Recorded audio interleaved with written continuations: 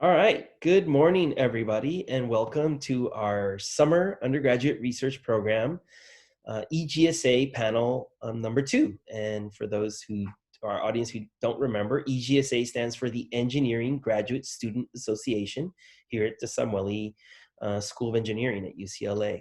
And the title of our panel, number 2, is titled Our Path to Engineering Graduate School, and specifically PhD. And then we'll talk we'll ask the panelists actually to differentiate between the master's and PhD level and why they chose one over the other. But the purpose of this panel is really about choosing a PhD and choosing to pursue research as a kind of long-term career pathway, at least through, the graduate degree. And we have a very diverse panel, excuse me, from 4 different departments. So I'm really happy and glad that Vic, our president of EGSA, was able to solicit this panel. And thank you to the panelists for your time, volunteering your time to kind of share your stories, share your experience, and hopefully influence and motivate some young aspiring engineers. Just a little background on our audience. Most of our summer undergraduate research program students this summer just finished their first year in college. Overwhelming majority are from the electrical, computer engineering, and computer science departments. So they're majoring mostly in electrical and computer engineering or computer science engineering. We do have a couple mechanical and other majors spread out, but unfortunately, because of the pandemic, remote research work lends itself to computer science and electrical computer engineering research. So we have an overwhelming majority of students in those majors. And for most of our students, this is their first time ever engaging intensely in undergraduate research. So this is their first summer, their first exposure. And as you all probably remember from your first time being in a research lab, it's kind of a, either some students fall in love with it right away or they kind of don't like it. So that was kind of the purpose of the first panel, is how to help students on board and join a research lab and get the most out of it, right? To maximize it, to not dread it, but to actually hopefully get some fun and learning out of the research experience. And so yeah, I think that's our introduction. I think what I'd like to do, looks like we're up to 22 participants, so it's time for us to get started. I actually want to ask our panelists to, one by one, introduce themselves. So why don't we start with what we've been teaching our undergrads, is their 60-second elevator pitch, right? Where they introduce themselves, their names, their hometown, their year in school, their research lab, their faculty advisor, and a brief description of their research project. So panelists, if you don't mind introducing yourself, Kirsten, do you mind going first? Yeah, no problem. Is there a noise coming from my computer? Okay, No, great. I don't hear I hear like a very faint noise, so I'm just making sure it's not my computer making a weird noise. Morning, my name is Kirsten Fetta. I'm a rising third-year PhD student in bioengineering. I'm originally from Laguna Niguel, California, so luckily that's not too far from here. It's kind of nice. I get to go home and see my family a little bit more often than I did in college. I actually recently switched research labs. I'm now in Andrea Casco's lab in the bioengineering department. Our lab focuses primarily on biomaterials, specifically polymeric materials, and we're interested in sort of the immune response to these materials and making materials that can modulate immune system pathways currently. And really quickly, my research project is I make new synthetic materials, specifically polymers, for non-viral gene delivery. And I try to make these materials such that they suppress immune response to gene delivery. So currently one of the most common strategies for gene delivery is viruses, but they're quite immunogenic. So I try to make new materials that can not only be more efficacious in delivering the genes, but also reduce the immune system response, which is obviously a lot better for patients and will make them less sick. So that was sort of my 60 seconds. I just joined my lab actually during COVID, so it's been a little bit tricky. So maybe I can kind of relate to some of the panelists. So maybe that'll be a fun perspective. Awesome. Thank you so much, Kirsten, for that wonderful introduction and the cool research that you're doing. Yeah. Vera, why don't you go next? Hi, everyone. My name is Vera, and I'm from Moscow, Russia. So I'm an international student, and I did my undergrad in UC San Diego, and then I did my master's at Columbia, all in chemical engineering. And then I came to UCLA a year ago. So I'm done with my first year of PhD. And I joined a civil and environmental engineering department, and I'm working with Professor Mohanty. And our lab in general works on subsurface environments and like biofilters and how like contaminants move in like the top layer of soil. And the contaminant that I'm interested in is microplastics. So I'm gonna look at how microplastics move and how they affect the microbiota and like pretty much everything that's happening in microplastics in soils. Yeah.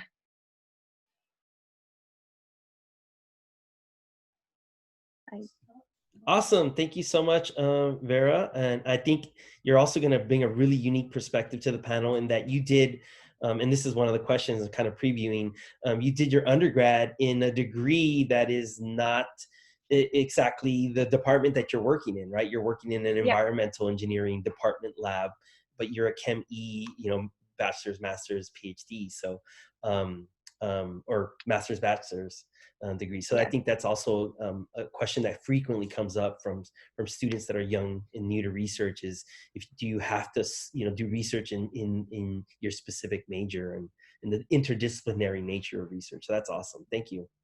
Raj, why don't you introduce yourself next? Hi there. My name is Rajashree, or you can call me Raj, and I'm a rising third year in the material science department. So I'm originally from San Jose, California, and I did my undergrad at Berkeley in chemical engineering, and now I'm doing material science. The group I'm in, Professor Streit's group, focuses mainly on microelectronics and new semiconductor materials. And there's a number of different materials that we're looking at, but I think that one thing that I can speak to that's unique about our group is that we actually have strong industry ties. Most of us work off-site rather than at labs on campus. We work at Northrop Grumman Labs in El Segundo.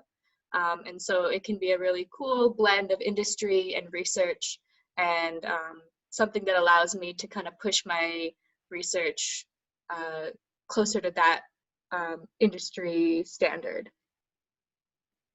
That's awesome. That's another great unique perspective that I think you'll bring to the panel. In many research labs are quote unquote theoretical research, right? But yours is very practical in working directly with industry and taking that new knowledge to market in a probably faster timeline. So looking forward to your perspective on that, Raj. Thank you. All right, and our last panelist, last but not least, is Swapnil. So Swapnil, can you please introduce yourself?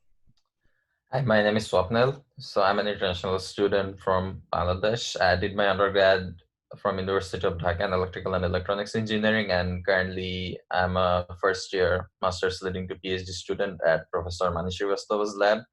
So my research is all about bringing several areas of engineering apart from EC to deliver products to people. So currently one of the projects that I'm currently working in is making underwater sensor tags in order to monitor marine animals. So one of the specialty of these tags is you don't need GPS to localize your test subjects. And another project I'm working in is developing an assistive system for deafblind people, which they can use for navigation, apart from using voice and other types of feedback that we already have.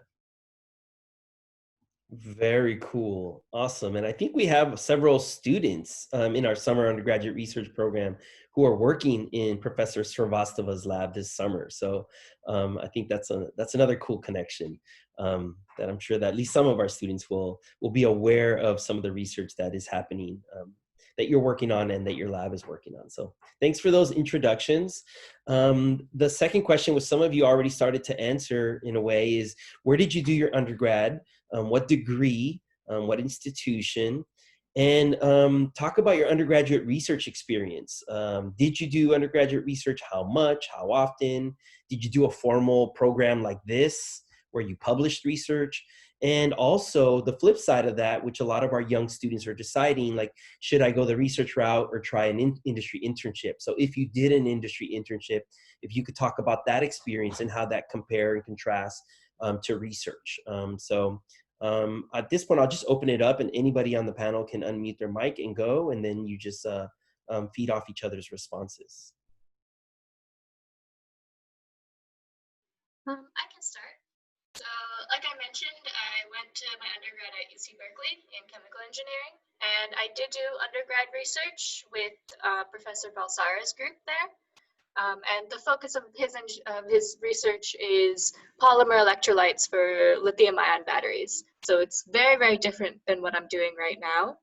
It was working with polymers. It was, testing conductivity of ions moving through these solid electrolytes.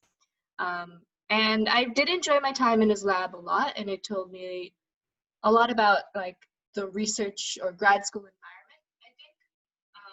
But basically nothing of what I learned in his lab is actually applicable to what I'm doing now. And I think that's okay. I think that it was still good to have an experience in a lot of different fields.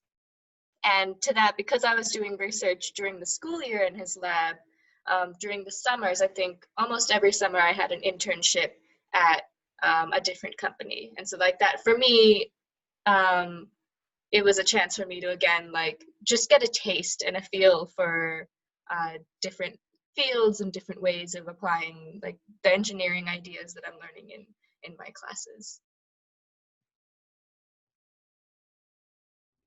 Very cool. Thank you for sharing that. And I know the audience is listening and taking notes because they're going to have some cool questions once we open it up to them. But one of the things I love about what you just said, Raj, is that the idea that you did your undergrad research in a totally different area than what you're doing your PhD research in.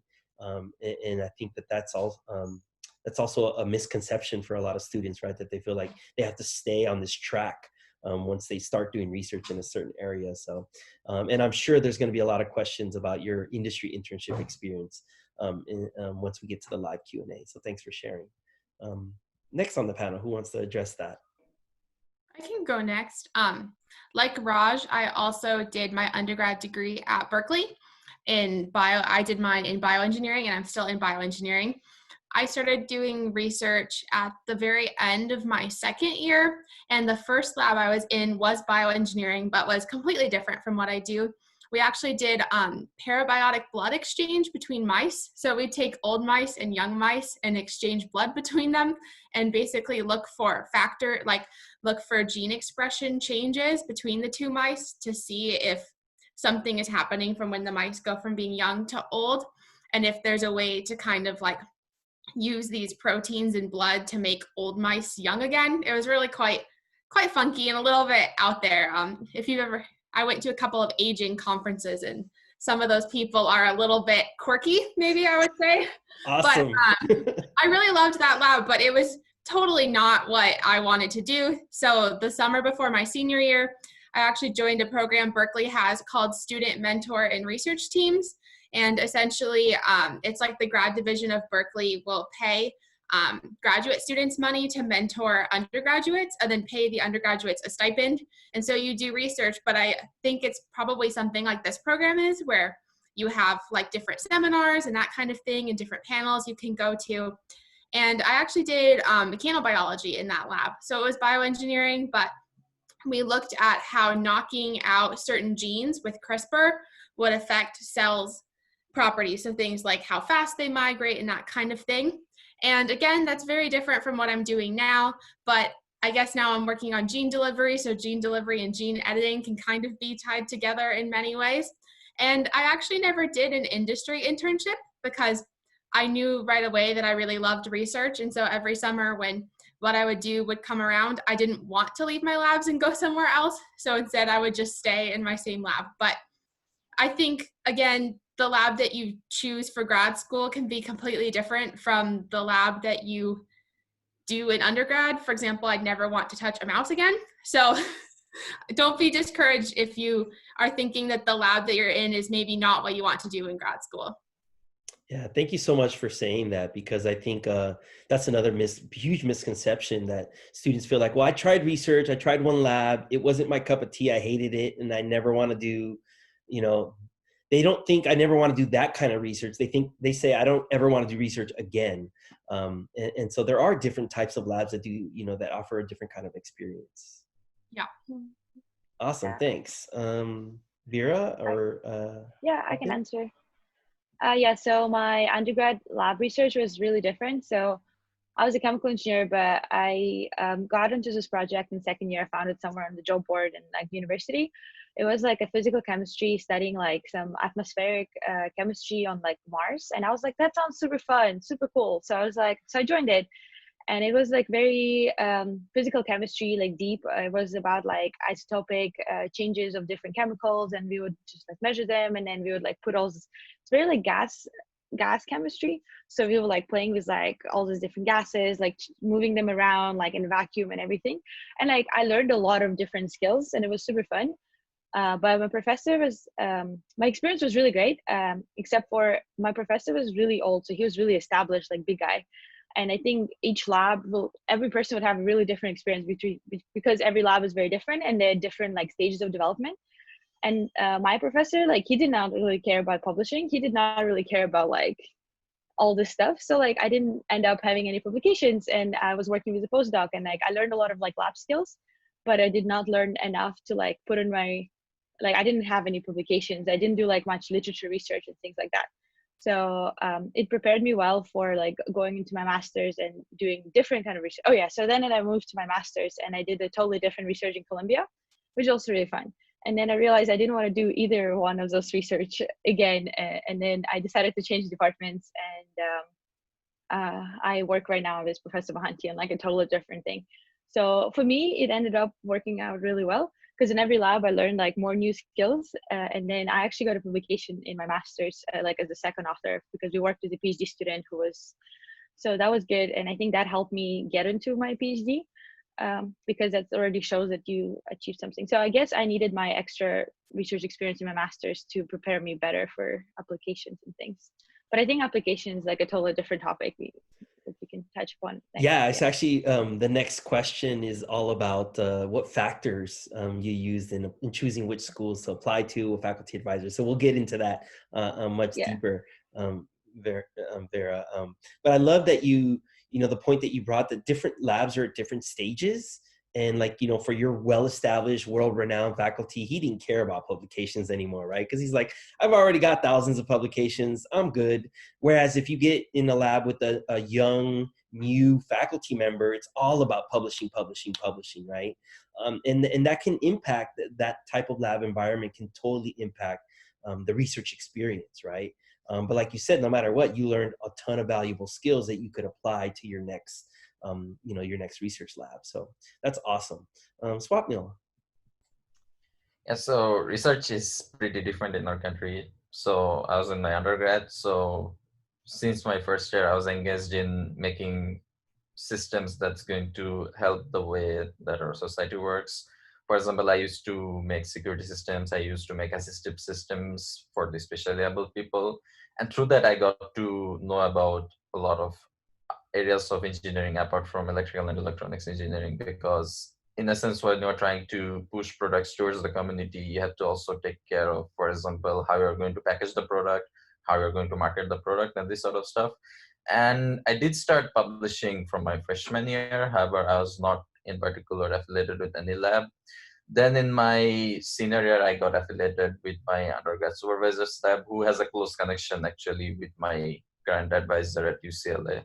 And basically most of my research, to be very specific, centers around designing embedded systems, working with machine learning, working with pushing products to the community.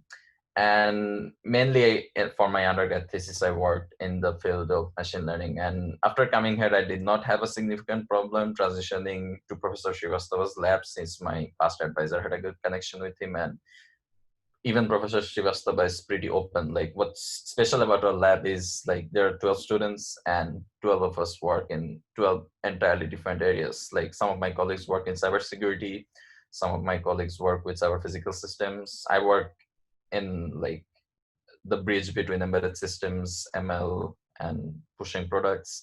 And then my other colleagues work in HCI. So it's a pretty diverse group of people that we have in the lab. Awesome. Thank you, Swapnil. I think another thing that you know, a unique thing I heard you say is working in a research lab that really is focused on designing a product for market, and how when you start thinking about those real world applications and scaling up and being able to mass produce it and then sell it for, you know, for profit, which is what companies do, it definitely brings a different perspective and spin to the research. I'm sure there'll be some questions about that later on. So thank you all for sharing your undergraduate research experience. And it sounds like of the four of you, only one of you did industry internships during your undergrad time, right? So I'm sure that may come up later on when students ask their live questions. So the next question for all the panelists is, what made you choose this PhD degree, right? You know, why didn't you decide to go directly to work in industry first? Or why didn't you choose a master's degree over a PhD degree? You know, and maybe touch on the differences. There's this myth that's going around that, you know, students choose master's degree because they can't find a job right at the time of graduation. Right. And so it's because I can't find a job, then my backup is just to go get my master's. And so maybe you can talk about if you've heard about that, and more importantly, why did you choose a PhD over industry or over a master's degree? So yeah. I can start probably. So so basically you want to like why I chose PhD or why I chose UCLA in specifically. What are you kind of looking for more at this point? Let's talk about PhD first, and the next Okay. question really talks about school and department and faculty advisor. So yeah, let's just do PhD degree. Okay, yeah. So for me, I was actually super undecided. I think it was the fall of my senior year, and I really had no idea. And so when I started applying to PhD programs because the applications were due, but I just sent those applications out because I was super undecided even going into like the end of my senior year, but I wanted to have the option. And then when it came to actually choosing near the end of senior year, I was also applying to jobs, and I was also spending time on that and like interviewing and whatnot. But I kind of found that one of my priorities, and this kind of goes into why I picked UCLA, is to have a program which would allow me to leave with a master's if I decided to, you know, so that I would always have those multiple options open. And so, you know, some programs don't really have that as a normal pathway out, and some programs do. And like now I'm here and I decided to stay and complete my PhD, but like in the beginning when I wasn't sure, it was important to me to have that option. Another thing also is that when I was speaking to some of my mentors in industry, so I knew that I wanted to go into aerospace or like communications, and they just told me that the minimum you need to really succeed is a master's, and a PhD is great, but like you need a master's. And so I kind of ended up dropping my job applications and just being like, I'm going to go for the PhD. If I don't think it's something I can actually complete, I'll get the master's and I'll still be that leg up. And I decided to stay for the PhD. So it worked out in the end anyway. But yeah, for me, it was about that. What people gave me the advice that like I should get a higher degree in order to really be able to get a step up over like the other engineers and move ahead faster. Yeah. And also just having the options open. That's very cool. And I love that you were, like you said, I think the typical senior in college is undecided, right? They're not sure. They're not set, you know, and kind of determined to get a PhD. And so I love that you were exploring both pathways, right? The job and getting a job. And also you applied to PhD as an option to have.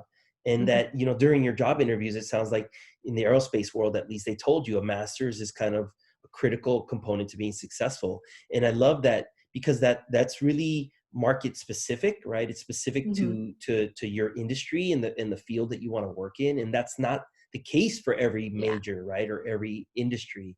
But it is in aerospace, right? So I think, you know, it sounds like you were very strategic in saying, I want to get a PhD where I have the option to walk away with a master's degree if I choose not to continue after the first 2 years.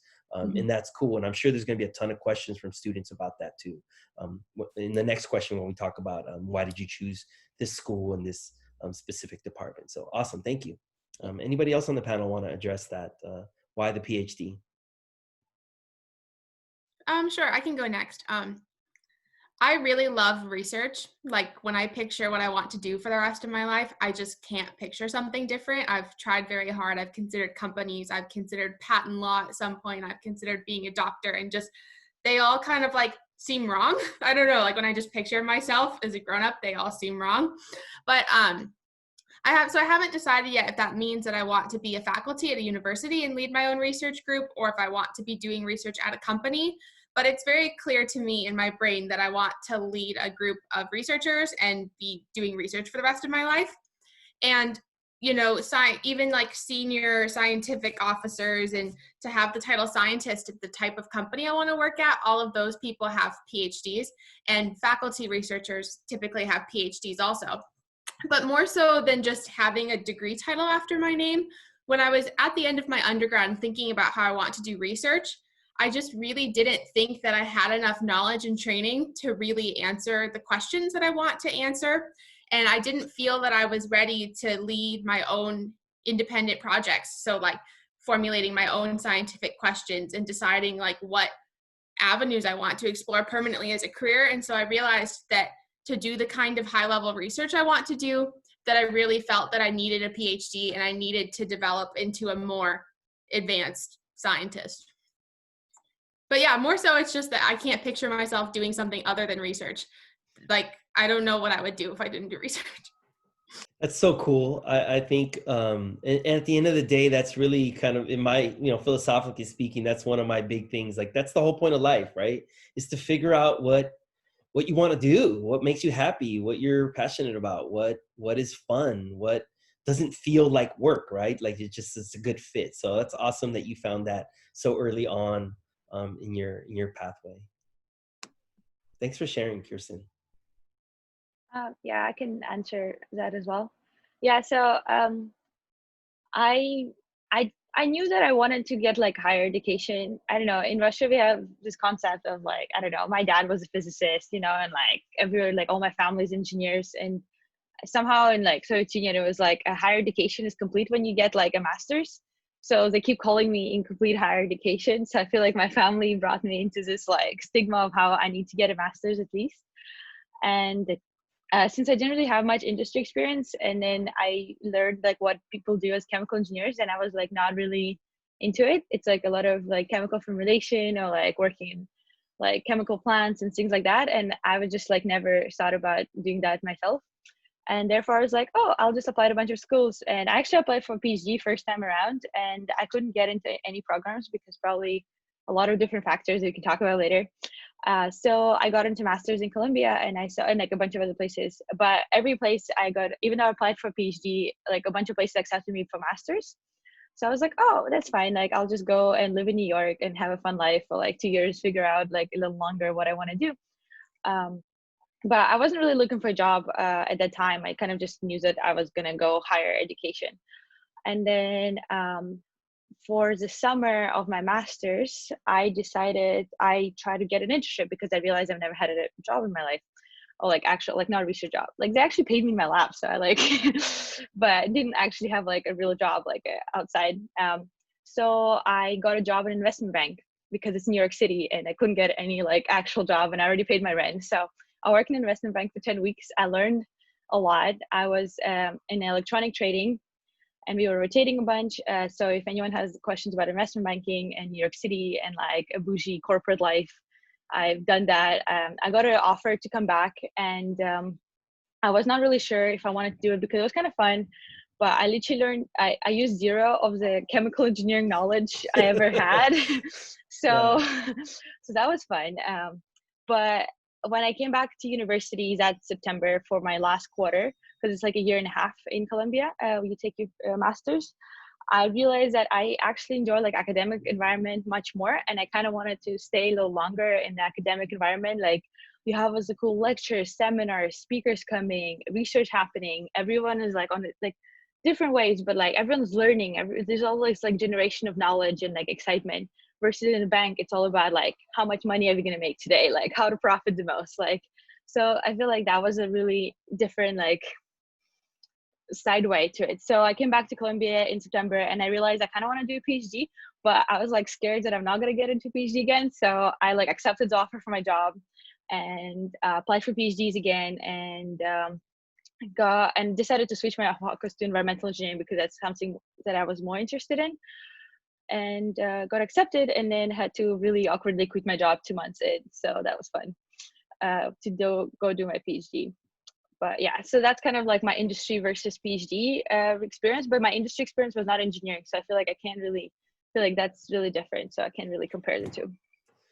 Yeah, no, that's a wonderful insight and awesome story, Vera. I think you got exposure to like, what it was like. And like you said, not in engineering, right? But you did say though that you looked at some Chem E jobs, right? And you just didn't like them, right? It didn't sound like the type of work that you wanted to be doing. And then, your first quote unquote real job, even though you were getting paid to do research, was in this Yeah, banking bougie, very kind of money driven I banking know. I had world. to wear a suit every day. It was Yeah. crazy. Yeah. It Totally was different like, culture, right? Than yeah, going to lab in a t-shirt and, flip flops. Well, you yeah, probably can't wear flip flops in a chemie lab, um, yeah, but just getting the exposure to it and then deciding, look, this is not the kind of culture I want. I don't want to work for something that's just about making more money, getting more rich. And it's interesting too that you then ended up choosing to go into environmental engineering, right? Which is yeah, all about saving the world, right? It's about saving the planet and getting energy efficient and ways to not destroy our planet and run out of resources. So that's yeah. awesome. That's a really cool story. Thanks for sharing. Swapnil. Yeah, so my plans to go for PhD was more to do with the fact that I enjoyed making stuff work and like giving people systems that they can use in their daily lives. So as I said earlier, like I was engaged in various projects concerning like how to help the community from my freshman year. And like I was more or less quite confident that, I mean, if I want to learn more about like what people's problems are and how we can solve them through the application of intelligent systems and embedded systems and other areas of engineering, then probably the best option would be to go for a PhD. And this was further strengthened through the summer camps that I attended. So I was part of projects that our country is engaged in, and there I got to know a lot of cool and top researchers who had been like trying to solve real life problems. I mean, although it was in the aerospace domain, but it was still pretty relevant because the satellite project that I was involved in, it was all about like how we could improve agricultural forecast for the farmers, or maybe how we could teach students how to operate satellites and those type of stuff. So it's more about like what I enjoyed and how I can make people's lives better. And like I'm the only engineer from both sides of my family, so that was also an inspiration to come for PhD here. That's awesome. I think that's another, I've been doing these kind of EGSA panels for many, many summers now. I think this is the 10th summer. So that's another awesome common response I hear from PhD students in the kind of the why of getting a PhD. And I think Kirsten kind of alluded to it also in the idea of being able to solve this big problem, right? Having this intellectual challenge of, if I solve this problem, this is really going to help people. It's going to impact the world and change the world and how society and humans, work on this planet. And so I think that that's also a very noble reason for pursuing a PhD, and just kind of the intellectual challenge of having a big problem ahead. And if you're able to solve it, it's really going to help the world and help people in a real world setting. So that's awesome. Thanks for sharing.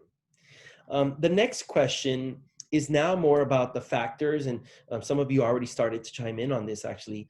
What were the factors that influenced choosing UCLA engineering, choosing this specific department, this specific lab, this specific faculty advisor, this specific research focus? And you know, some of you did different undergrad majors, different master's majors, and now working different labs. So talk about that decision and ultimately why you chose this specific program, this specific degree, and this specific research lab and this faculty advisor.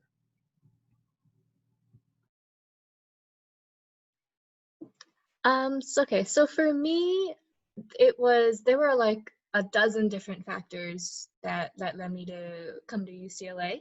And it's basically, I had applied to about seven schools for my PhD program. I got into 3. So I got into Georgia Tech, Santa Barbara, and UCLA. For, I think 2 of them were Chemi and 1 of them was Math Sci. And so I kind of right off the bat knew I didn't want to go to Georgia Tech because I wanted to stay close to family. So, and my family is living in California, so that made that choice kind of easy. And then between Santa Barbara and UCLA, there was a whole host of factors between the 2 that I was considering. So kind of the pros for Santa Barbara, for example, was that they were funding me really well. Santa Barbara, you know, they guarantee funding for like the entire time you're there. They give you a really decent stipend, like a really good stipend actually for a graduate school. And they had a cool program where you could work for, basically you could be co-advised by multiple advisors from different departments. And so it allowed you to really like customize your research. And that was really cool. And then for UCLA, the pros for me were that it's in LA, and I really preferred like LA life to Santa Barbara life, and it's just like a place that I wanted to be more. And you know, another thing for me is that like this is something people like don't like to talk about because it feels like you need to put yourself first. But like my boyfriend was also going to come to UCLA, so that was a factor for me. And that's something I wanted to consider. And, you know, if he wasn't here, I might not have basically tried as hard to make UCLA work. I might have gone to Santa Barbara because the downside for UCLA was that they weren't funding me. They basically told me you can get $16,000 for the first year and that's it. You're not going to get anything else. And I was like, that's ridiculous. I can't come to a PhD program and not have any guaranteed funding. And so, you know, but I wanted to be here, and I also wanted the ability, like I said, to leave with a master's. And Santa Barbara didn't really have that culture. They kind of looked down on that, and I felt like it would be a kind of awkward situation if I wanted to do that. So I pushed at UCLA. I was really uncertain about coming here, and I let the professors know. Basically, like I emailed them, and I emailed administration, and I said, this is not enough. You're not offering me enough. You know, give me a reason to come here that makes it viable for me. And I heard back, and they upped my stipend, and I ended up getting a fellowship for a 2-year like funding. And then that made it feasible for me. And then I decided to come. Like I decided to come and decided to work it out and like make it happen here. And now I got really lucky because I was originally in one lab that I wasn't very happy with, admittedly. And so I can speak also to switching labs when you're not happy with the lab that you're in. But now that I'm in this lab, like I mentioned, we do a lot of industry work. I found funding along the way, and I also get paid by the company that I work for. And you know, those big financial like problems that were really bothering me at the time when I was choosing my PhD, they're gone now. And it just feels so affirming, and it feels so right that I picked the city that I want to live in and the program that I really wanted to be in, even though at first all the signs were pointing this isn't right. Because I think the thing that I really realized is that once you get here, once you make that risky choice, And I'm not saying everyone should make a risky choice. I made a risky choice and it worked out. But once you get here, you will find there are other people who are in the same boat as you. And I was able to work it out because I found people who helped me because they had been through similar things and they had issues finding funding, and they knew how to deal with the system in this place that had these problems and wasn't fully funded and didn't have all the resources available for you.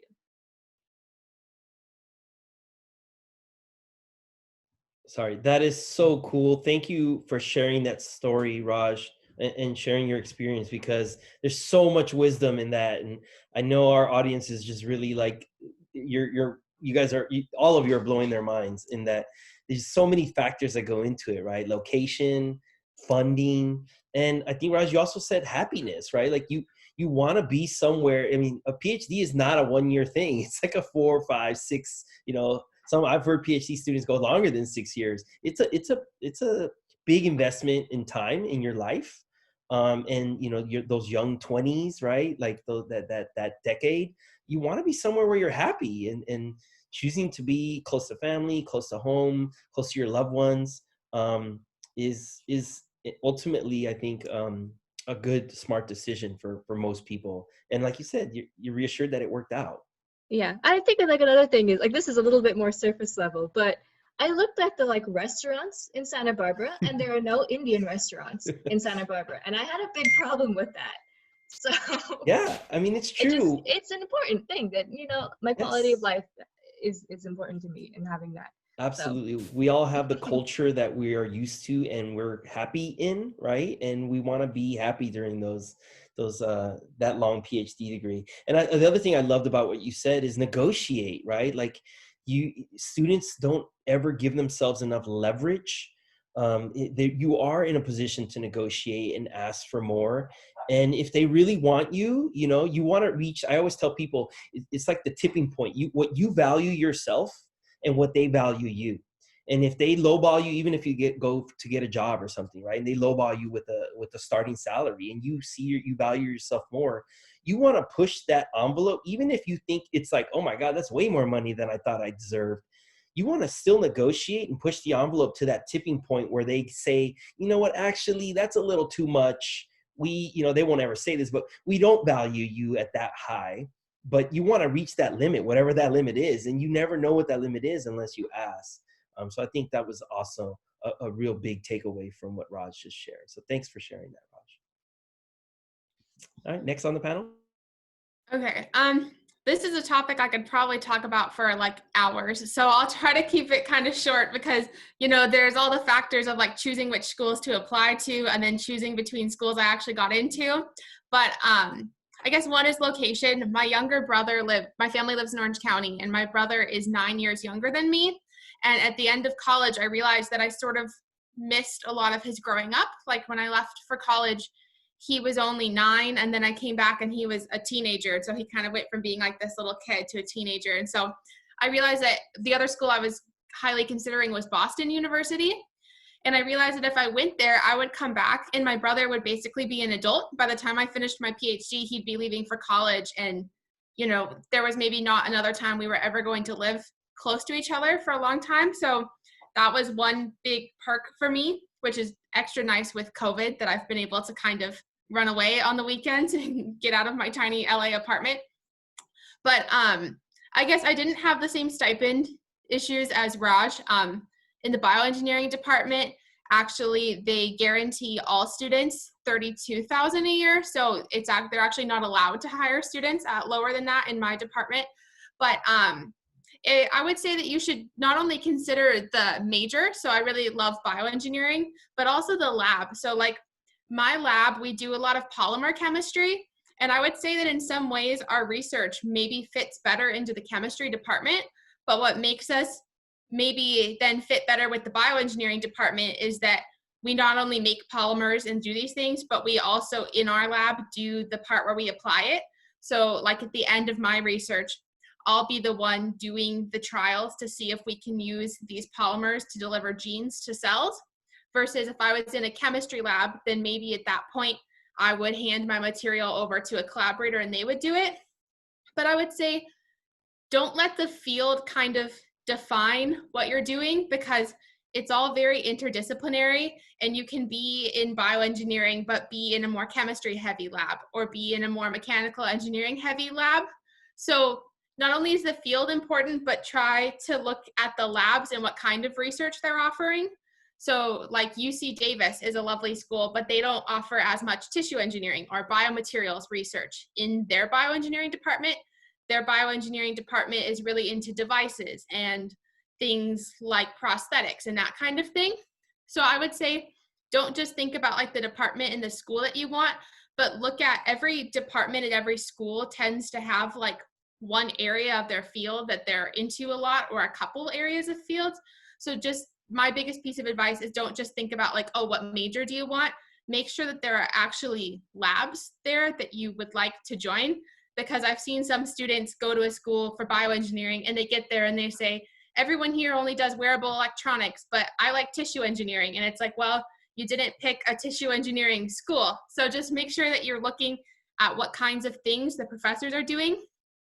And not only their lab websites, but look at their publication history, because sometimes professors will say they work in tissue engineering, but you look at their papers and they haven't published a paper on that in 10 years, and their lab has moved to, you know, organ on a chip. And so like, make sure you're looking at that too, because otherwise you might be kind of surprised if you get there and they tell you like, well, we don't have a project on this for you to work on. So make sure you really look at the labs would be my piece of advice for picking a school. Preach, girl. Oh my God, preach. That was awesome. Totally on point. I think, you know, it's not just about the major, it's not just about the department, it's about the research field, the publication history, all sage advice. And also, I think another point you said that's really, I hope the students, I want to highlight for students, is that each department funding is totally different at different schools. So even at UCLA, you see a difference between one department and another department, right? Yeah. And that's the case across the board. So don't assume that every school at every, you know, every department in every school is offering the same package, right? You really do need to know that as you're applying. And then to Raj's point, negotiate once you get that package offered. Yeah, I would also just tell people, don't be afraid to ask students in the department, because I do know that there are departments that will say that their stipend is this, but if you ask the students, some of the students aren't being paid at that level, and there might be various reasons why. Maybe they've won a fellowship and their department's and the fellowship is worth less than the department's stipend. And some schools will have a policy where the PI doesn't have to pay you the difference. So if my stipend is supposed to be $33,000, but I'm paid by a fellowship that's $24,000, at some schools, the policy might be that the PI has to pay me that $9,000 difference a year. And at some schools, that might not be the policy. So that's not usually something they advertise. So I would suggest to, you know, it's an awkward question, but ask the students, like, what are you being paid? Are you being paid the same as the other students? Because what they tell you on paper isn't necessarily what all the students are being paid. Totally on point. And that's another reason why an organization like the Engineering Graduate Student Association, EGSA, a lot of schools have a similar student organization, and that's a great resource and starting point. Besides talking to the people who are in the lab that you're hoping to join. So yeah, I should stop talking and let the panelists go. Sorry, go ahead. Oh, I can. So for funding, so for my PhD, I got accepted into 2 schools, Boston, California. I applied to schools all over the country, but I always like aim too high. So then I end up, but I feel like I didn't aim that high, but I applied to like Stanford and Cornell and like UT Austin, which has like #2 ranked civil engineering for, or like civil environmental engineering. Anyway, so I ended up getting into UCLA and USC, which is kind of good news because my boyfriend and husband now actually wanted to move because he's from California. So he wanted to move back. So that was great timing. And then the reason why I was choosing between the two, so USC gave me a flight from New York to LA, put us in a 5-star hotel, feed us and wine us and dine us for like 2 days for like crazy amount of food, crazy amount of everything. But then they gave me a 4-year like funding package and everything. But when I met with the professor in the group, I felt like I couldn't, like, the group was fine, like the kids were fine, but it was like, but I felt like I wouldn't be like best friends with them. Like I would not have the same experience. And then the professor was very like hands off. So he's still young, but he's like mid-level in his career. And he was saying how like, oh yeah, like you can go for like weeks without seeing me as long as you know what you're doing. Like I kind of guide you through like a little bit, but I kind of just like, it's very like self-starter lab.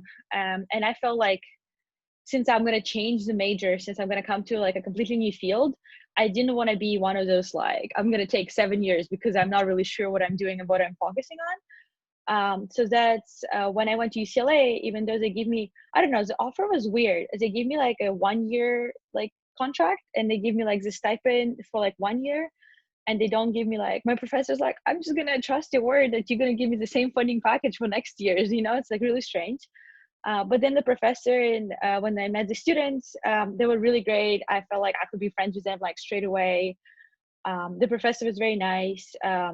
He's like, honestly, like out of 3 professors, out of 3 advisors I had, because I had really old, like the dean who like, my professor at UCSD literally flew around the world, like dining with like sponsors who would like bring like people donate money to UCSD. And I was just like, that doesn't like help you. He's not in the country half of the time, like he flies to China to get honorary degrees from random universities. Like he was like this really famous guy. So like it didn't feel like he cared much about my like development as a researcher, as a scientist. Also, I was an undergrad, so like they don't usually pay as much attention. And Columbia was great, but I for sure didn't want to do the same thing, the same research that I did in Columbia for my PhD, even though my professor like invited me to stay, but I just didn't want to stay for like another 5 years. And the funding package in Columbia was much higher. It was around like 40,000, 43,000. But cost of living in Columbia in New York is like ridiculous. So when you consider your funding packages, you can also compare like the cost of living. Because my friend is in Baltimore getting like 28,000, but for Baltimore is like a really big stipend. But like if you're getting 28,000 in LA, is like not as good. So like you need to compare, like when you compare your funding packages, like look up how much rent costs in that city. I was comparing both were in LA, but it was still like, think about those things. So then I ended up choosing UCLA probably because when I met the students, I got along with them better. But I think that's important because it's like the people you're going to spend your next 5 years with, like 4 years, hopefully for me, with. And then my professor was, the professor at UCLA was much more, like he wasn't like hands-on, but I felt like I would get more support from him. Like the way people were talking about him, the way students were talking about him, I felt like I would like excel or do better in that lab versus the lab at USC, because I don't know how long it's going to take me to complete it if I'm just like led by myself running around doing I don't know what. So that was like my choice in between the 2 schools. So talking with students, yeah, I don't know. Awesome. Sage advice. I think at the end of the day, it has to be a good fit. Right. And if different people have different needs, right? You wanted a better hands-on mentorship experience with somebody who would guide you and support you and be available to you, right, when you needed it. And it didn't feel like you were going to get that in that other lab, even though they were throwing more money at you and whining and dining you, right? So all it's very, very good advice that you're giving there, Vera. And I think it sounds like you made the right decision. So awesome. I don't think we've heard from, did we hear from Swapnil on this one? No, right? Yeah, I guess I can go. So, I mean, the other panelists have already like touched upon most of the reasons why they chose the PhD program. And I'd just like to reiterate most of the stuff. So for me, it was first and foremost, like the sort of research that I do, like the multidisciplinary research that I do. And apart from that, it's also like a lifelong dream to enjoy the nightlife of Los Angeles. Like I used to watch Hollywood movies, I used to watch documentaries on LA, and I really wanted to come to California and in particular to LA. And most of the universities I applied to are indeed in California. And I got into Rice University in Texas, I got into UC Santa Barbara, and I got into UCLA. And I did not have to worry about funding because all 3 schools provided me with more or less an equal package. And as Kirsten stated, that it all varies from department to department. So at UCLA in the EC department, you really don't have to worry about funding. It depends upon the professor, and they wouldn't pay you like, less than a certain minimum amount given your qualifications. So yeah, I mean, if I reiterate everything, it's all down to like sort of research that I do, and obviously I told you about the dream that I had.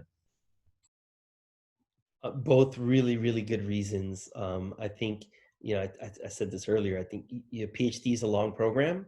You're going to be there for a long time. You want to be able to get along and be friends with your lab mates. You want to have a good relationship with your mentor. And you want to be happy where you live, right? So, for some people, like, I'm sure there's somebody on the West Coast that their dream is to live in Manhattan and go to Columbia, right? And That was me. yeah, right. That's literally what I did.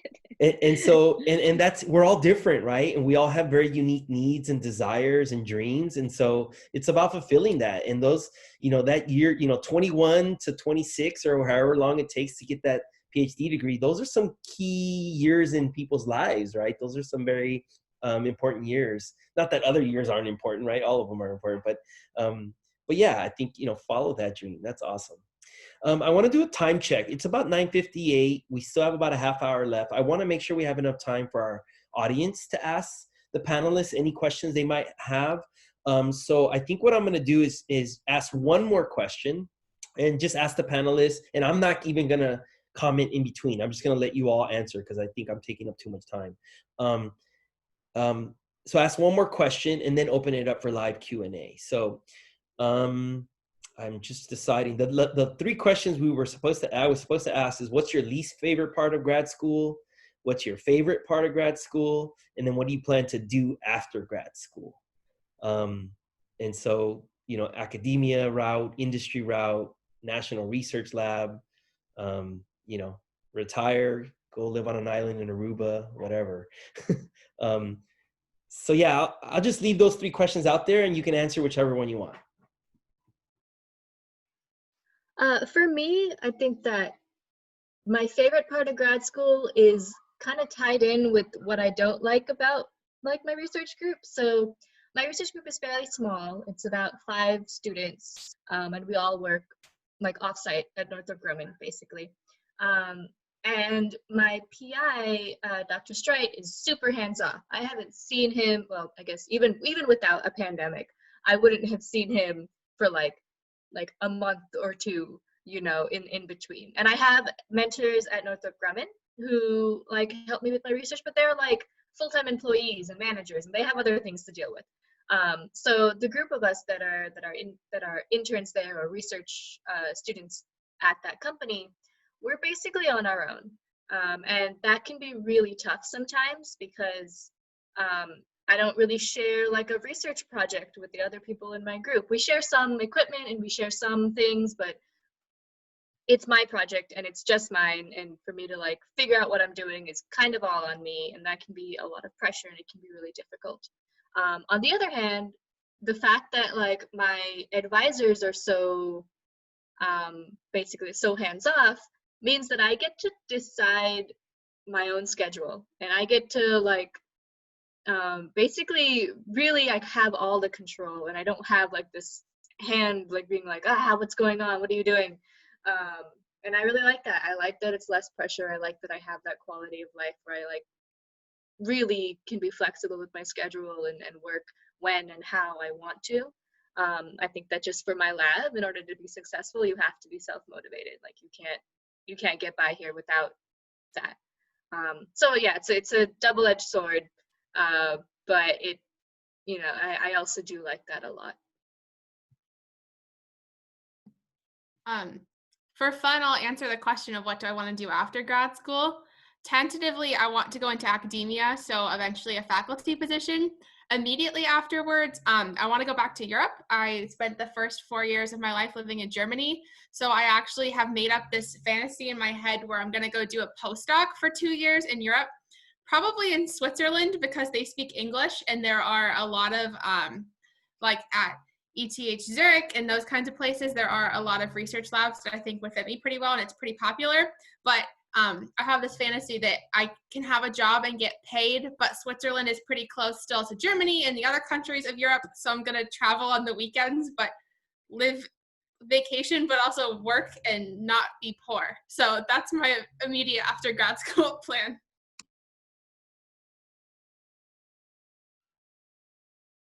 Very cool. Love Switzerland. Sounds super fun. I have, since I just kind of started my PhD, and I don't really want to be a professor. I'm pretty, like, last year I figured that out. When I applied, I was like not sure. I was like, maybe being a professor is super fun, but I think now I'm more leaning into industry. And since I don't really know much about industry, I feel like I'll probably go for like some environmental consulting or some kind of like that, more like combine my corporate experience with more engineering based stuff. So something like that. And my least, I don't really have least favorite part. I don't know right now. My least favorite part about PhD, which is actually like one of the biggest parts of PhD, is that how much writing you have to do. Because coming in, like I didn't know that, like literally like for like the last 4 months since we're in quarantine, my professor's like, let's write review papers. So I've been writing review papers, and it's literally like the I don't know, the bottom of the PhD life, because you don't do like research, because I love being in lab, I love doing experiments, and writing review papers is just writing like a huge literature review, and like it's just like writing and writing and reading and reading, and it's fun to learn a lot of new things. Like I learned so much, but also I wish I did more lab work right now, but it's just the quarantine time. I think before the quarantine everything was great. So I think right now my least favorite thing is that my professor still, he's like, until we submit our review paper, you're not going back to lab. So I need to like hurry up and submit my review paper, and then I can go back to lab. So it's like almost done, 2 weeks more, and I think I'll be back to lab and back to a happy life. Yeah. The carrot in front of the cart, right? Yeah. That's awesome. Like, yeah, pretty much.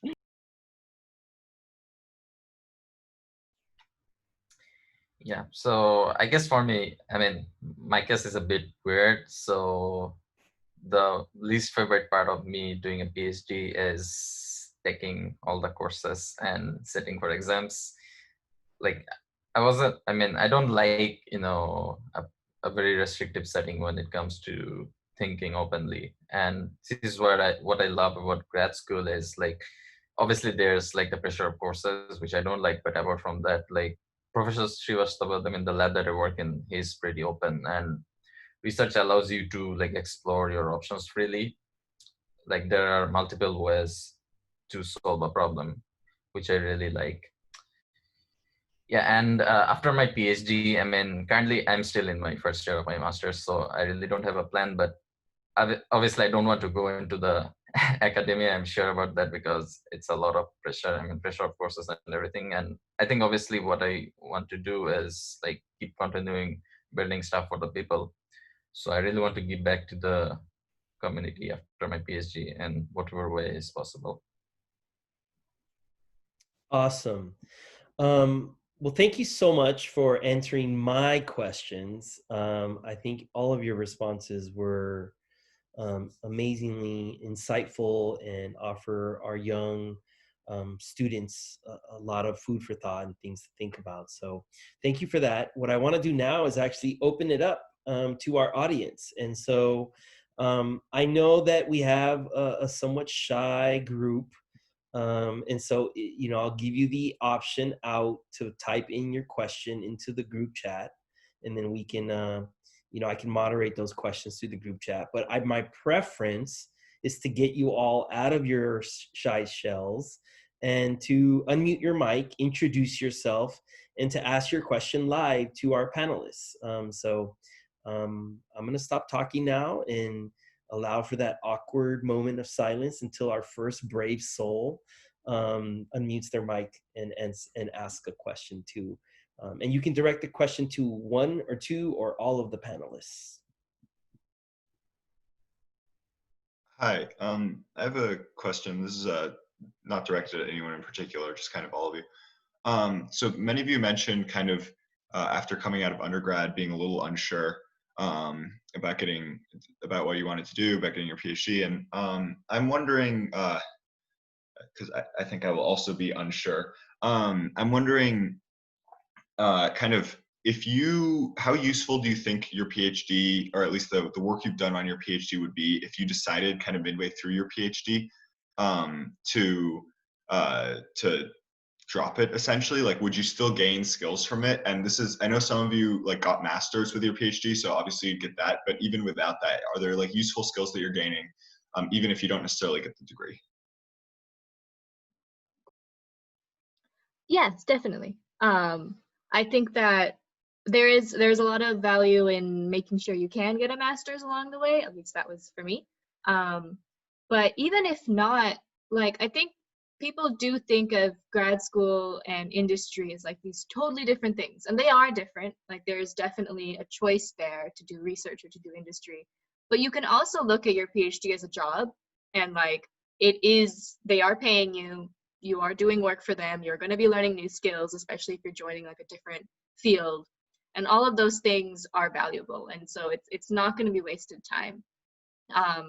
I think that the risk mainly with, you know, getting a PhD and like not completing it is that is loss of time where you could be making more money in the middle, and you know, that can definitely be, you know, a blow if that's something you really value.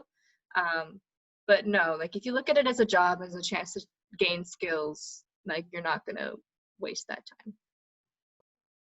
Thank you.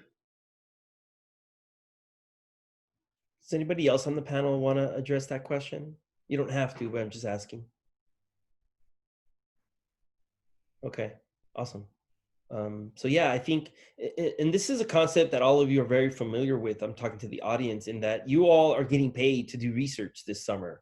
Unfortunately, it's not a very high paying job, right? You know, it is considered entry level pay to you know, for your summer stipends this summer, but it is still a paying job. And like Raj says, you are absolutely developing skills that you can then pivot to a different industry setting.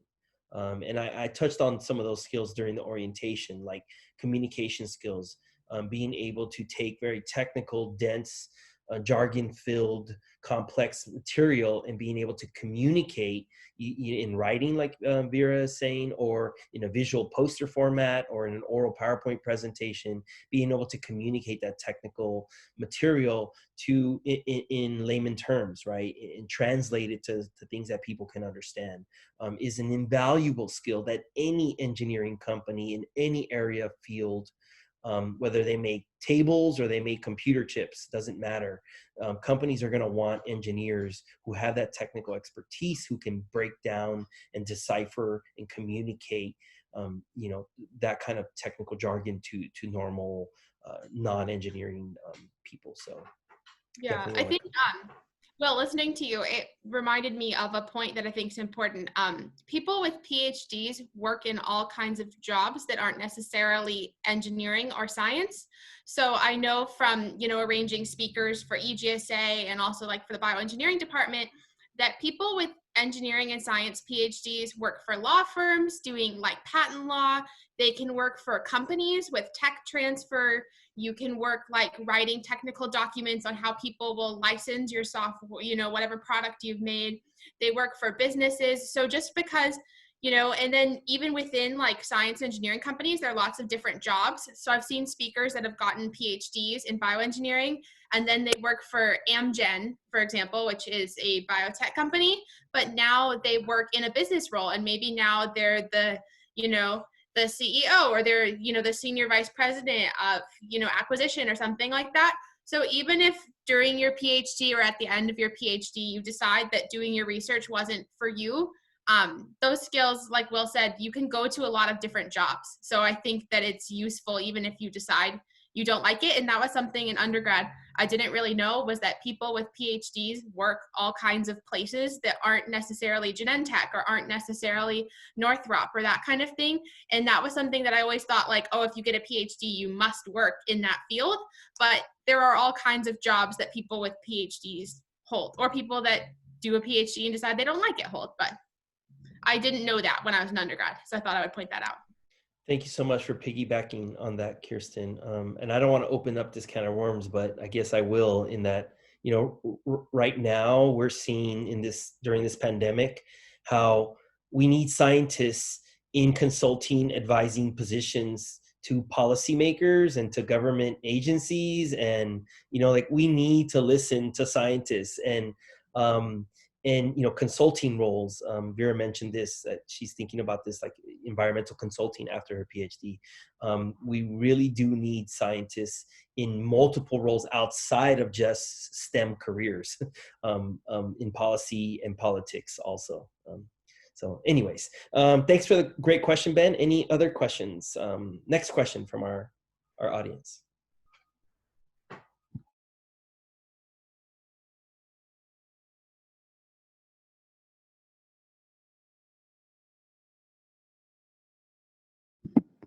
Hi, my name's Pranav. I'm a second-year computer engineering student at UCLA. And I had just a question about the application process that I'm a little confused about. So I've heard from other people that when you apply for grad school, you should like already identify what professor you might want to work with, or maybe a set of professors, and reach out to them. Is that necessarily true for like to do? Because if you apply for like 7 schools, you have to reach out to professors at all 7 schools. I can answer that. I had a failed application cycle where I did not reach out to a single professor. Like I identified them in my essays, but I did not personally like email them or every single one of them and like ask them about like what's happening. So the second round of applications, I like thought about it. I should probably do that. So I did that, and what I found out is that when you reach out to them personally, first of all, like don't just send a mass email to everyone, because that's not helpful. You have to reach out to people who you actually like want to work with, and when you reach out with them and then they answer you, I'll like set up phone calls or just like talk to them via email. Some of them answered that they have no positions for PhD students, and that was super helpful because I was about to pay like $100 for this application. Identified 2 professors, and both of them said they have no funding for future year, to take any PhD students. So no matter what, like even if they wanted to take me, they have no funding, or like I have to bring my own funding, and that was not going to be the case. So like I end up not applying to that school and like save the money, and like everyone's happy because they just told me like straight away. So even if I was a top candidate, they would not be able to like take me. So that's one perk of reaching out, that you can actually like establish like can they even take me. And second is like if you reach out, you can talk about them ahead, and then they can tell you if you're competitive or not, or like I don't know, it's just like a good thing to do. But when I was reaching out to professors, I had like 2 calls, one guy from Duke, one guy from UT Austin, and both of them were like really happy. I talked to them, it was all great. But then they like halfway through the conversation, they find out that I'm an international student, and then their like tone was like, oh no, I can't take international students, I have no funding for that, my funding all comes from NSF or something, or some American way of funding. And I still applied because I thought I had a good conversation, and they didn't tell me no. They were just like, oh, that's like much harder or something. So they didn't like straight away told me to no, but when I applied, I ended up getting like a rejection, and I was like kind of like not expected. Like I was hoping they'll find funding or they'll like work it out, but they end up not working it out, and that was interesting. And then some schools like USC, I applied. I don't think I think I sent like 1 email. The professor never replied to me, but then when he called me in like January, because they like usually reach out to like people who they're thinking of admitting, and like they have like a little interview or something. He like is like, oh yeah, I remember seeing your email, that was good. So like he like also like chose me, and same as UCLA, same, like none of the people I got into like the groups on UCLA and USC, I didn't talk before, but I did send them emails. So they were like, oh, we remember seeing your email, so that was good too. So I definitely recommend sending emails and scheduling phone calls and things like that, because I don't know, as an international student, I for sure like that benefited me so much. Yeah. Yeah, I think something that's kind of important that I learned when applying is that there's kind of 2 ways that schools admit students.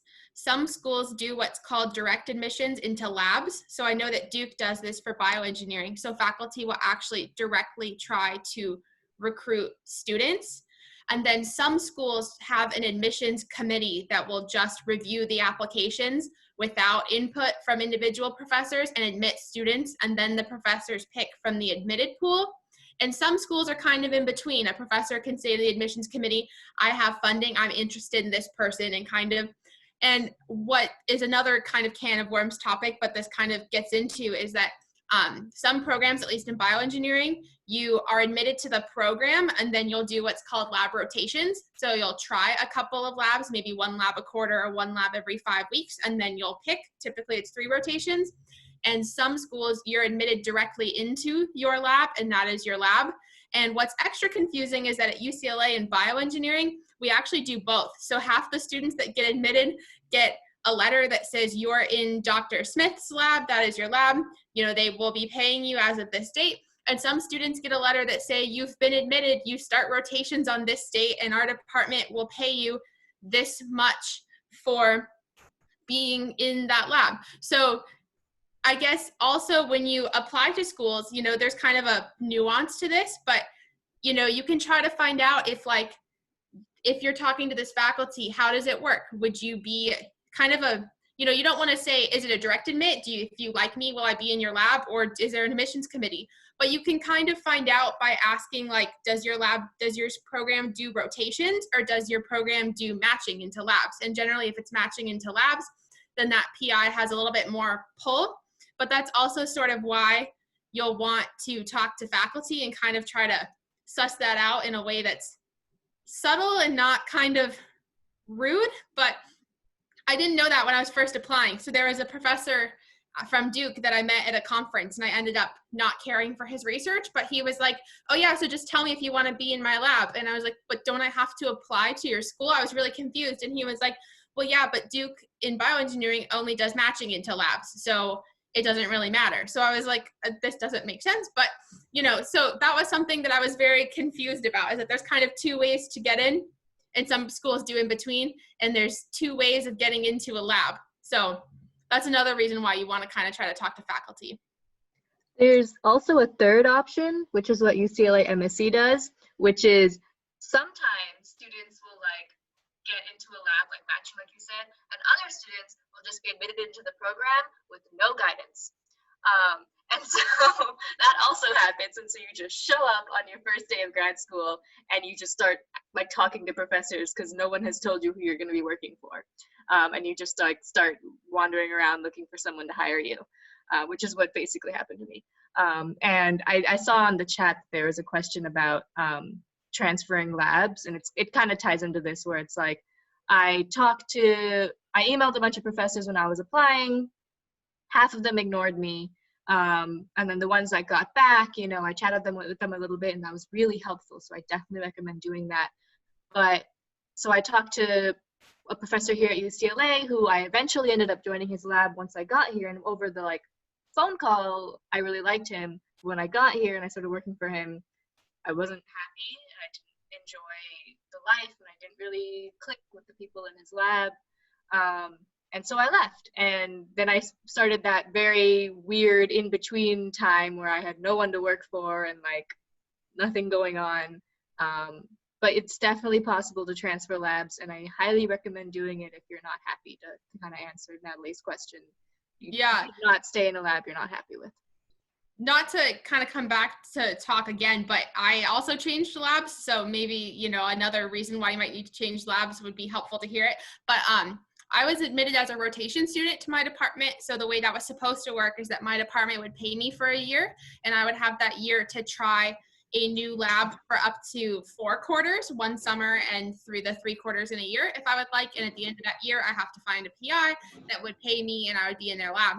But my original PI was actually new to UCLA in October of 2017, and he had no grad students, and he was kind of a really big name. So he hired 7 grad students in 1 year. So he actually emailed me in May before I joined. He emailed all the students that were rotating and was like, if you need a lab, come talk to me. And I was like, okay. And I really loved the lab, and I really liked him and the people. So I actually like accepted an offer from him before I started my rotations, because I liked the idea of guaranteed funding for the rest of my PhD, and just, this is my lab and I'm in my lab now. And my original lab was huge. We had 60 to 80 people. So I was actually going to rotate through the different like subdivisions of my lab and then pick which project I wanted. But then my PhD advisor actually left UCLA to start a private research institute, and he did not successfully negotiate an adjunct faculty position with UCLA. So that meant that all 7 of his PhD students had to go find new places, or we could go work for his company and no longer be PhD students, which was not what I wanted. So the answer is yes, you can transfer into a different lab because I had to. My PI left me, and so my options were don't be a PhD student or find a new lab. So I found a new lab, and actually my PI had what are called startup funds from UCLA, so money they had given him to start his lab. So until next June, I'm being paid by his startup funds, because when a PI leaves 1/3 of your cohort without a lab, it turns out your department will jump in and find a way to pay for you all, because it looked really bad if 1/3 of your cohort just left because you had no money anymore. So yes, you can join a new lab, and it can be because you don't like it or because your PI just leaves, which I guess reminds me that you should pick a school where you like more than one PI, because there is always the chance that you might not like them as a person. You might get there and something bad might happen, or they might just leave. So if you go to a school where there's only one person you're remotely interested in working with and they leave, you might kind of find yourself just alone. Do any other panelists want to add to those 2 questions? Oh, I just want to say that, like, it sounds like a scary story, like PI leaving, but honestly, it happens so often. Like, it happened to my friends like a bunch of times, and it's just like universally, like PI's kids switch universities. Like, my friend's PI moved from Cornell to Johns Hopkins, and my friend was like, I like my upstate New York life, and now he lives in Baltimore in the middle of like crime and like crazy city, and like it's super cheap, but it's like not what he intended to spend his 5 years of PhD, you know, and now he just has to go visit or find a new PI in Cornell or something. So it's like, it happens a lot, and it's just like, you don't think it's going to happen to you, and it totally might. So yeah, it's just like PhD life is not as, I think for a lot of people it's smooth, but for a lot of other people it's like you have to move around and you have to make yourself happy, and yeah. Yeah, I didn't mean to scare people. Normally if a PI leaves, they're going to another school, and there is the option of going to that school with them. Normally that's part of their package of being pulled there, is that they can bring students. It's very unusual for a PI to leave to start a research institute that has no affiliation with the school, and there's not a school you could get a PhD from if you go there. So this was very, very unusual. Yeah. So yes, both very good points. Swapnil, I saw that you unmuted your mic earlier. Did you want to add anything? Yeah, I could add a little on whether you should email to your advisors. I mean, I agree with the other panelists. I mean, definitely. I mean, if you get the opportunity, like if you email the advisor, then you might be able to get to know more about his lab and research. You'll get to know more about his or her expectations. I mean, I see a lot of times that, I mean, in particular from our country, that people just want to get in a certain random lab just because they'll be able to get in a PhD program, but at the end of the day, they're not happy about their advisor. So a good way to know about it is obviously to email your advisors. I mean, I know it, I mean, emailing to, 4 or 5 professors from each university, and when you have like 10 universities in 9, that's like 70 emails. But I mean, if you get to email them, you'll get to know more about them, you'll get to know more about the students. And also, like someone mentioned, that it also saves a lot of money. Like if a professor is not interested, then it's not worth applying. So yeah, I mean, yeah, just email the professors, and if you are in the US, then maybe schedule a visit and try to meet them. Awesome. Thank you for adding to that. I too just want to highlight some of the key points that have been made. And I want to also let the audience know that we are going to be having an applying to graduate school workshop later on in the summer in a couple of weeks. And that is actually going to be led by staff. So, there's the email direct route, email the faculty advisor, which I do recommend you do. I also recommend you talk to the graduate students in that lab, right? So don't just get it from the faculty advisor. Talk to the students themselves and what their experience is like. So interview them. It is really an interview both ways. Just like applying to a job, they're interviewing you as a candidate to see if you're a good fit, but you should also be interviewing that company to see if this is the kind of culture and environment that you want to work in. Because it is a commitment you're making. A PhD is, a 4, 5, maybe up to 6-year commitment. So there is the faculty advisor route, there's the interview the lab, and then also to find out, especially to Kirsten's point, finding out what kind of you know, is this a no guidance program where they just admit you and say, good luck, figure it out? Is it a rotation program you're being admitted to, or a direct match where the faculty actually gets to handpick and choose? And by the way, those three types are totally dependent on funding. Bottom line, all research is paid for by somebody. And depending on how the funding cycle or how the funding works at that department, in that department, that school, will determine if it's a direct match, rotation, or no guidance type program. The other people you want to talk to is the staff who process the applications. Every one of these departments has a staff person, kind of like me, who works at the department and has to handle this entire application process. And our workshop later on in the summer is going to be delivered to you, presented to you by the staff who runs the electrical computer engineering department, graduate school application process. His name is Julio Vega. And so you want to definitely talk to them. And so like Kirsten said, sometimes you don't want to ask a direct question to the faculty advisor because it's a little uncomfortable, right? Say, are you going to pay me for my whole thing? But the staff people, you know, they're the ones who you probably want to ask those types of questions. You know, like, how does the funding work at this program? How does the matching work? You know, like, what's going to happen once I get admitted? Staff are very well versed and can answer all of those questions. They can also tell you which faculty might or might not have funding for that application cycle, because it happens, right? Because that faculty member might not be taking on any PhD students during your application cycle. The last thing I want to touch on is something, I don't remember who mentioned it, but research conference. That's another great way to get into the recruitment cycle for grad school, is you go and present your research or just attend your research conference, and you meet all the players that are in your research field, your research area.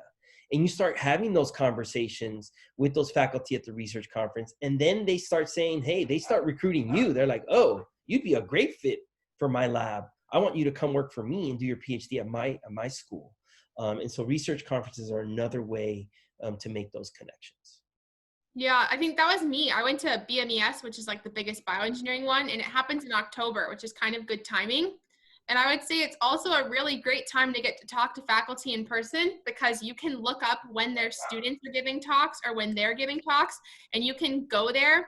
And it's a really great way to say, like, hey, do you have 5 minutes for me to ask you about your lab? And often it's really hard to get on faculty's calendars. And normally if you kind of show up and you're right there, 9 times out of 10, I found they'll be like, sure, I have 5 minutes. I'm walking to this place. Walk with me. So I would definitely say you should go to a conference and talk to faculty if you can. Another thing is, like, finding graduate students to talk to is not something you have to wait to meet them in person for. Like, I just emailed, like, I went to like faculty's websites and then found their students on their websites and just emailed them. I even found people on LinkedIn, you know, and just like messaged them and might be like, hey, do you mind if I ask you some questions about grad school? Some of them maybe won't respond if they like can't, you know, don't have the time to do that, but some people will, and it can be really helpful to get a feel for the school even before you apply or even after you apply, to like have an idea of what kind of faculty you're working for and what this program is like. Most people are nice, so. Yes. And I think in general, people want to pay it forward, right? They put themselves in the shoes that you're currently in. They're like, I was in those shoes 4 years ago or 3 years ago or 1 year ago. And they want to help. They want to help other people. Just like our panelists are here volunteering their time, right? They could be doing so many other things right now, but they volunteer their time to be here to talk to you all today because they want to pay it forward. And I think in general, that's how most people are. On that note, I wanted to point out, since we had less time for students to ask questions, that I'm perfectly happy, Will, if you distribute my email address to the students. It doesn't bother me if they email me and ask me questions. Yeah. In fact, I would invite students to do that. I'm perfectly happy to answer questions all the time. So, you know, if they want to email me now, if in 2 years they have a question, I'm perfectly happy to help. Yeah, Yes, same. definitely. Yeah, same here. Awesome. So there you have it. You have 4 graduate students who are offering their support and their guidance and helping you answer any questions you might have. And I think that's actually a great way to end, because it is 10:31 and I like to start on time and end on time and honor people's time. So I really want to say another huge thank you to our 4 panelists. All 4 of you were amazing. I loved hearing your stories. And I know that our students learned so much from you sharing your path, and from you sharing your advice and story. So thank you so much. If we could, students, please unmute your mics and let's give them all a big round of applause.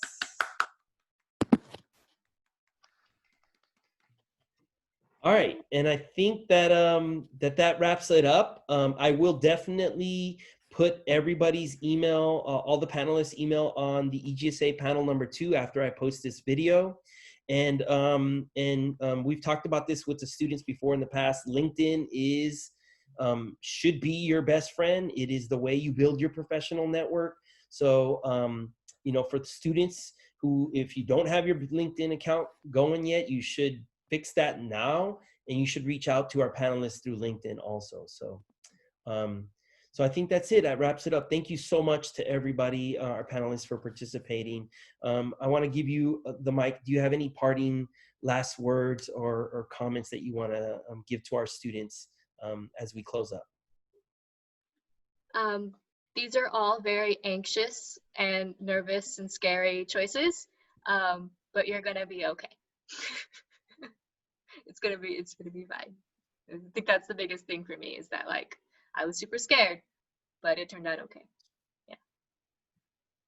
Yeah, I think I would just add that you're never stuck into one route, even if you think you are. So if you go to a school and you don't like the lab, or you even don't like the major, like, some schools have processes to transfer from one department to another within grad school, and some departments have options to transfer from master's to PhD and vice versa. So if you go somewhere and you don't like the lab or you don't like the department, always talk to the staff and see what the options are, because there's always an option to do something else. So just don't feel like you're stuck, and nobody takes a perfect straight line from, you know, bioengineering in lab A to bioengineering in a lab that does exactly what lab A did. Like, that's, everyone's route is crooked and zigzag. So just, there's always an option. So if you don't like something, then change it.